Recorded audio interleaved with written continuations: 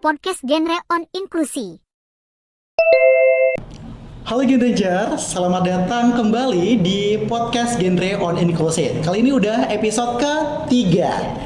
Sebelumnya perkenalkan aku Wahyu Kurniawan. Di sini kita bersama narasumber kita yang kece dan keren ada. Halo semuanya, halo Gen Rangers. Jadi perkenalkan, kalau saya atas nama Fitri Uliani, akrabnya dipanggil Fitri. Saya sebagai Duta Genre Sulawesi Selatan tahun 2024. Wow, kita keren banget nih kedatangan Duta Genre Sulawesi Selatan Best Advokasi 2024. Jadi teman-teman, di video kali ini kita akan membahas tentang adanya isu kekerasan seksual yang ada di Sulawesi Selatan, terkhususnya pada perempuan. Nah, di tema podcast kita kali ini yaitu perempuan melawan. Menurut Kak Fitri sendiri nih, definisi dari perempuan melawan itu seperti apa sih?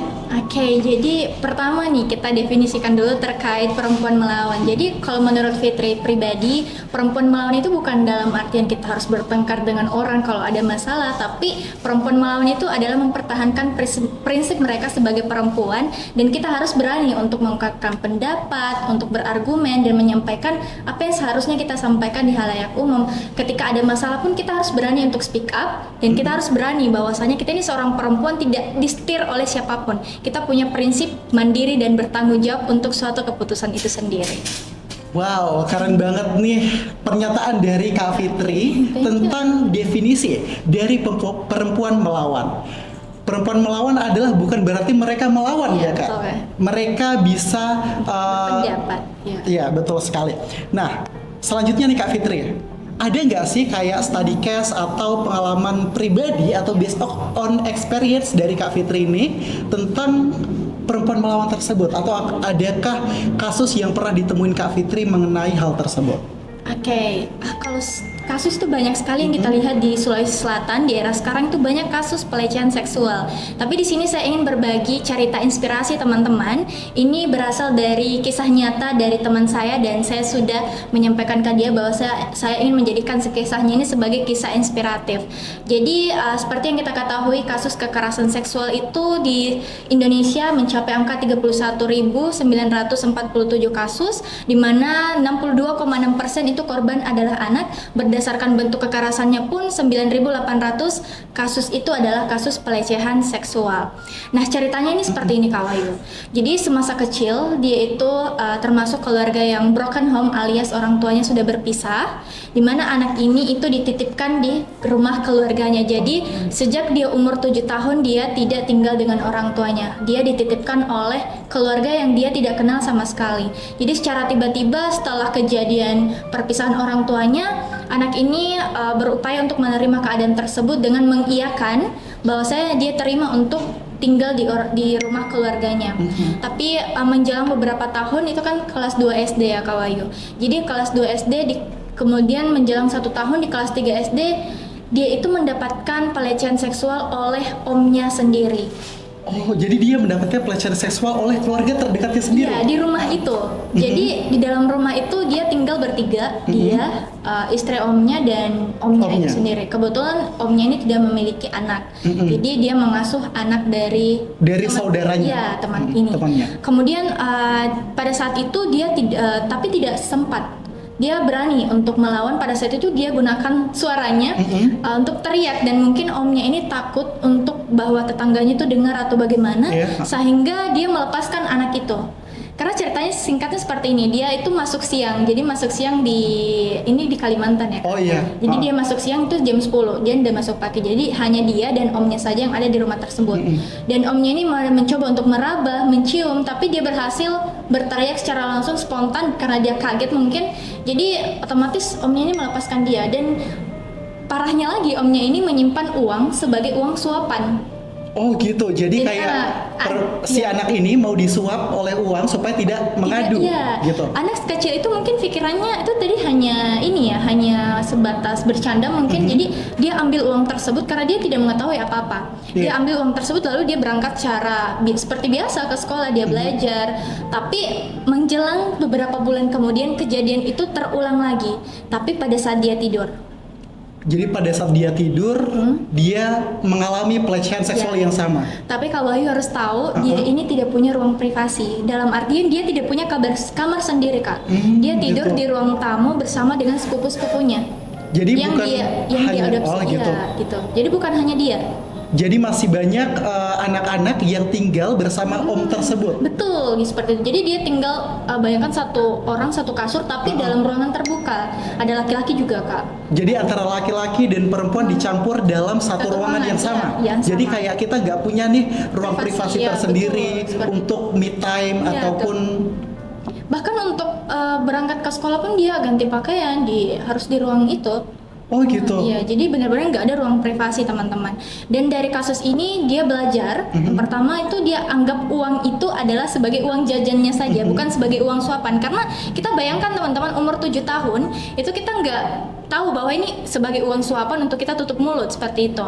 Jadi berselang waktu beberapa bulan itu terjadi lagi, tapi pada saat dia tidur, tapi pada situ tidak sempat lagi untuk kedapatan karena istri dari omnya ini berhasil untuk istilahnya kayak dia mau masuk dan itu tidak kejadian, tapi dia nggak ketahuan juga bahwa dia ingin melakukan hal negatif itu.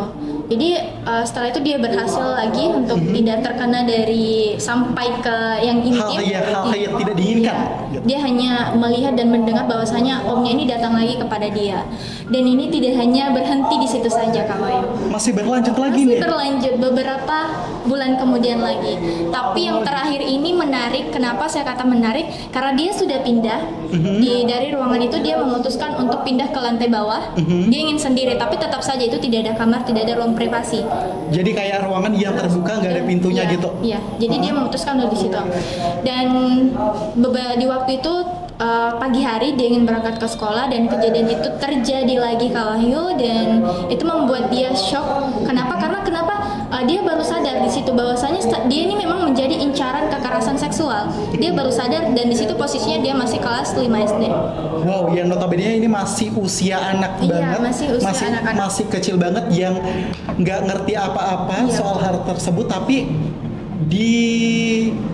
dilakukan oleh omnya sendiri seperti itu. Dan dia sadar di situ bahwasanya saya sebagai anak ini prinsipku apa, kenapa saya tidak mencoba untuk speak up dan memberitahukan orang-orang di sekitarku. Dan disitulah di kejadian ketiga ini dia berusaha untuk menyampaikan ke orang tuanya, ke teman-temannya dan orang-orang yang menurutnya bisa diajak untuk berbicara. Namun sayangnya tidak ada yang percaya terhadap anak tersebut. Malah yang dibela itu adalah Orang katanya omnya gitu. dia ini menghayalkan hal-hal seperti itu. Jadi setelah itu di kelas 6 SD dia karena punya prinsip teman-teman, dia sudah berani. Bayangkan anak kelas 6 SD itu memikirkan bagaimana caranya dia mau keluar dari rumah itu Kak Wayu. Iya. Jadi dia mikirkan cara keluar dari rumah itu karena dia sudah tidak mau mendapatkan hal-hal buruk seperti itu, dan dia memikirkan satu hal di mana dia ingin kembali ke kampungnya yang di Sulawesi Selatan. Iya, yang di Sulawesi Selatan. Dia ingin kembali ke kampungnya dengan mengikut sama orang yang mau pulang juga. Jadi orang yang dia nggak kenal. Jadi kayak dia cari orang stranger Yes. buat dia ikutin untuk pulang ke kampungnya di Yes. Sulawesi Selatan gitu. Tanpa sepengetahuan orang tuanya. Jadi ceritanya dia kabur secara diam-diam untuk Iya betul. menghindari hal-hal yang tidak diinginkan. Jadi dia izinnya berangkat ke sekolah. Oh gitu. Karena kan kebetulan rumahnya dekat dari pelabuhan, jadi hanya sekitar 30 menit itu sudah sampai pelabuhan. Dan dia benar-benar kayak minta tolong ke orang itu, dia cerita mungkin ya Kak. Terus dia dibantu untuk pemesanan tiket barangnya, dan dia dianggap kayak keluarga dan dia dibantu untuk sampai di Sulawesi Selatan. Nah dari kisah ini teman-teman, sampai di Sulawesi Selatan dia tinggal bersama neneknya, dan tapi kita tahu bahwa rasa trauma Iya. terhadap perempuan itu tidak bisa hilang begitu saja, sehingga semasa SMP-nya karena dia anggaplah kita sudah selesai dengan cerita pelecehannya, kita kembali ke tema traumanya ini. Di semasa SMP-nya itu nilainya buruk, dia tidak mau bergaul, dia menjadi diam, dia takut untuk berbicara, dia padahal di SD-nya ini dia ranking juara umum, tapi semasa SMP-nya akademiknya itu hancur, bahkan dia dicap sebagai perempuan yang tidak niat sekolah. Dan dia dianggap lemah karena setiap ada yang mengatai, kok kamu kayak gitu, kok kamu kayak gitu, dia diam aja. Padahal ada rasa trauma. Padahal di ada rasa belakangnya, trauma gitu. ya. Nah teman-teman di pedesaan juga itu kan kita masih kurang tahu ya bahwasanya kita bisa untuk ke psikolog, ada ruang konseling, ruang yang aman karena di pedesaan itu kurang sekali akses informasi terkait itu. Itu juga database-nya saya belum mengenal genre. Nah, setelah mau masuk SMA barulah dia cerita semuanya ke saya dan saya memperkenalkan genre ke dia dan saya mengatakan bahwasanya kita itu bisa sebenarnya konseling ke psikolog dan juga ke guru BK. Iya, betul. Tapi dia tidak mau. Karena rasa trauma itu terus membekas dan dia takut untuk bercerita karena dia pernah bercerita tapi dianggap sebagai hal yang gak mungkin gitu. Gak mungkin terjadi karena mungkin di usia yang segitu orang-orang gak bakal percaya kan kalau dia pernah ngalamin hal-hal yang bikin dia trauma seumur hidup gitu. Sampai 3 tahun itu dia benar-benar hancur nilainya. Dan apa Kak Wahyu harus tahu apa yang dia lakukan. Dia mencari satu orang boyfriend itu dia tapi bukan sampai pacaran gitu ya, tapi dia cari memang yang cowok yang benar-benar bisa bantu dia untuk keluar dari zona nyamannya. Terus ternyata dia dapat dari kakak kelasnya. Nah dia belajar dari kakak kelasnya ini.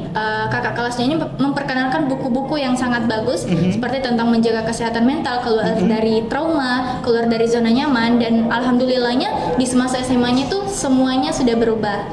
Jadi semuanya kembali membaik ya seiring berjalannya waktu. Walaupun tidak 100% rasa traumanya itu hilang, tapi di masa SMA dia berhasil menjadi narasumber, dia berhasil menjadi ketua OSIS, dia ikut event dan dia terkenal sebagai perempuan yang mandiri karena neneknya sudah meninggal. Jadi sekarang dia tinggal sendiri dan prestasinya itu mungkin sudah di batas rata-rata sebagai perempuan yang punya rasa trauma karena hanya itu dia cari support system, dia cari jati dirinya dan dia membaca buku-buku yang nilainya itu positif dan banyak hal-hal positif yang bisa kita ambil dari buku tersebut. Jadi saya lihat bahwa anak ini berani ya Kak karena di kelas 6 SD kita mana bisa berani untuk naik kapal sendiri, naik pesawat sendiri kan. Dia berani untuk kembali ke Sulawesi Selatan. Dan dia mencari tahu walaupun selama 3 tahun dia tidak tahu mau ngapa-ngapain, tapi di masa SMA-nya dia berhasil keluar dari zona nyaman dan dia dapatkan seperti apa dia sebenarnya. Bahkan di sekarang dia sudah berhasil menjadi guru yang hebat. Wow, keren banget. Kita bisa berikan aplaus mungkin buat cerita dari kakaknya yang udah diceritain oleh Kak Fitri ini. Itu sangat menginspirasi banget. Dimana nih teman-teman, dari trauma kita bisa pelan-pelan, perlahan kita perbaiki secara seksama, mencari lingkungan baru, mencari solusi yang tepat untuk mengatasi hal tersebut. Jadi teman-teman di luar sana yang masih punya rasa trauma, masih punya rasa ketakutan tersendiri, ada kok beberapa langkah yang bisa kita ambil untuk mengatasinya. Salah satunya dengan mencari support system, mencari hal-hal yang kita sukai seperti membaca buku. Kembali ke topik awal nih, perempuan melawan. Dari kisah yang saya ceritakan tadi, teman-teman, ada beberapa poin yang sebenarnya perlu kita note di sini. Yang pertama itu dia berani untuk berteriak. Walaupun saya pernah mempelajari sedikit ya Kak. Sebenarnya kita kalau dalam situasi panik itu kita akan diam atau ngestak seperkian detik. Jadi kita nggak tahu mau ngapa-ngapain. Misalnya nih di dalam hutan, kita ketemu harimau. Pasti kita kayak diam dulu. Kita nggak bakal langsung teriak. Kita berpikir dulu kita mau ngapain. Nah saya belajar dari teman saya ini, walaupun dia kakak kelas saya, tapi dia teman kecil saya. Jadi saya panggil nama dia saja. Dari sini kita belajar melawan itu bukan dalam artian kita harus menghajar dia, menghajar pelaku, tapi kita dalam waktu seperkian detik itu dalam kita berpikir bahwasanya saya harus ngapain dan dia mengambil langkah untuk berteriak karena dia tahu banyak orang-orang karena kan perkotaan ya Kak Wahyu. Jadi dia berani untuk berteriak dan dia lolos di kasus yang pertama. Walaupun itu sudah membekas di dalam pikirannya. Terus di kasus kedua apa yang kita pelajari pada saat dia tidur itu walaupun dia langsung bisa teriak, tapi mungkin di seperkian detiknya itu dia berpikir Allah itu akan membantu dia. Betul, benar banget. Dengan demikian pada saat itu dia juga berhasil karena tiba-tiba kan ada istri dari omnya ini dan dia berhasil lagi untuk tidak sampai ke poin intimnya itu. Kemudian kasus yang ketiga pada saat itu dia tinggal di bawah tapi masih ada omnya masih mengincar dia dan dia memutuskan untuk pulang ke kampung halamannya karena dia sudah tidak mau merasakan hal-hal seperti itu. Jadi kembali ke topik awal, perempuan melawan itu adalah bukan mengandalkan otot karena kalau laki-laki punya otot, kalau perempuan punya pikiran. Betul. Oke, pikiran bisa mengendalikan kita, hati kita, apa yang kita pikirkan akan bisa terjadi. Seperti dalam halnya kita memikirkan hal-hal positif, insya Allah nanti kedepannya juga yang terjadi adalah Hal-hal yang positif juga. Kecuali kalau kita negative thinking terus kan Kak Wahyu, otomatis apa yang ada di sekitar kita itu akan beranggapan bahwa ini negatif, seperti itu kan. Baik, terima kasih sebelumnya sudah sharing nih Kak Fitri, pengalamannya sangat keren banget di sesi kali ini teman-teman. Di podcast Genre on Inklusi ini, di episode 3 kali ini kita membahas tentang perempuan melawan. Dimana perempuan melawan bukan hanya sekedar melawan menggunakan otot saja, tapi menggunakan pikiran, karena dari pikiran kita bisa melakukan hal yang negatif menjadi positif teman-teman. Mungkin cukup sekian podcast kita pada hari ini. Sebenarnya terima kasih banyak Kak Fitri sudah mampir di podcast kita kali ini yang pembahasannya seru banget. Sekian, wabillahi taufiq wal hidayah. Wassalamualaikum warahmatullahi wabarakatuh dan salam genre.